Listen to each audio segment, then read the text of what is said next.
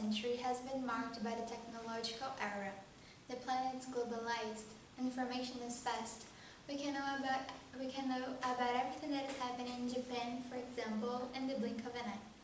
And it is good, of course, but every seed of good has always a piece of bad. People have never been so ill. Anxiety, disorders, depression, and people are begging for more and more attention, and lack of love now is frequent in our world.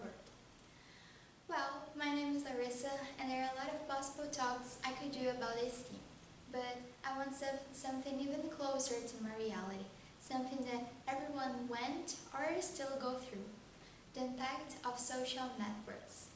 According to GSMA, real-time intelligence data, there are now over 5 billion people with mobile devices worldwide. This means 66%.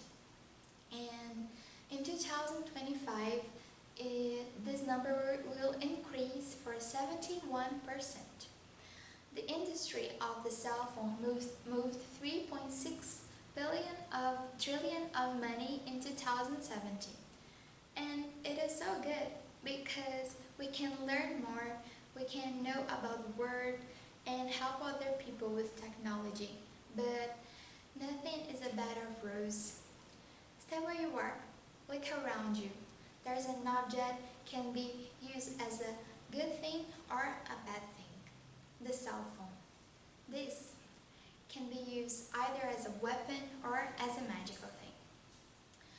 Everyone knows the positive and the negative things, but in my opinion, people just ignore the bad things and start thinking it's normal using cell phone 5 hours a day, for example, but it's not. Let's do a quick research. How many book pages have you read this week? And how many Facebook posts have you read? How many hours have you slept last night? And how many hours have you been on Instagram? Or even worse, how many times you went through a situation that your attention was divided between a person and a cell phone? Like, you're talking to a friend. Hey girl, did you saw the performance of Shawn Mendes last night? And the person is like, yeah, I saw it. It was awesome.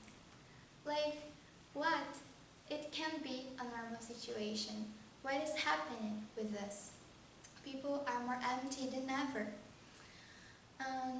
No cell phone, absolutely none can cure your sadness. No cell phone will tell that everything is going to be okay. No cell phone will hug you when you most need.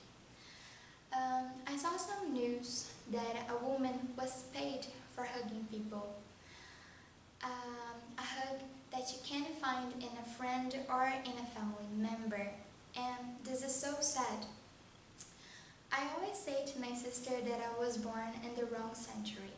Like, I don't have Instagram, I don't use Facebook, I don't have Twitter, and people always get surprised. They just like, how can a 16-year-old teenager don't have Instagram? And yeah, they call me crazy. But I think it's a good choice. Since I don't use many social medias, I know what I like, what I don't like, what makes me feel energetic, and what makes me feel tired. Plus, without cell phone, you laugh more, you get connected more with people. But it's not all easy, you know? At lunchtime in my school, I rarely bring my cell phone with me, and my friends always take it. And frequently, we just sit somewhere, and instead of talking and enjoying the moment, they just start checking Instagram, seeing Pinterest, and other things. And sometimes it gets me mad because we need to talk, we need to chill out, you know? But my object here is not making you delete all the social medias, but know how to manage your time using it. So I think it's not easy, but with little actions we can change our vision. Like some time ago, if I went to a mall, for example, and I needed to wait for a friend, I took my cell phone with me and started pretending I was talking to someone. And just for people don't look at me and think, oh, she's alone. But then I start thinking, who cares if I'm alone? So now I just put my cell phone away and I start seeing other people. I start thinking about what happened at my weekend, and I know what made me feel good or bad, and as a consequence, I'm loving me more. But you may be asking me, Larissa, how can I stop being such addicted to my phone without deleting all the social medias? First, you need to have goals. For example, you stay 2 hours at a media and you think it's not making you well, it's not making you feel good.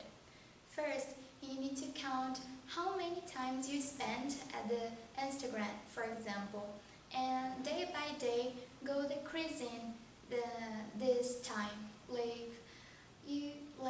Be one day you be 15 minutes less, and the next week you be 20 minutes, 25 minutes less, and so on.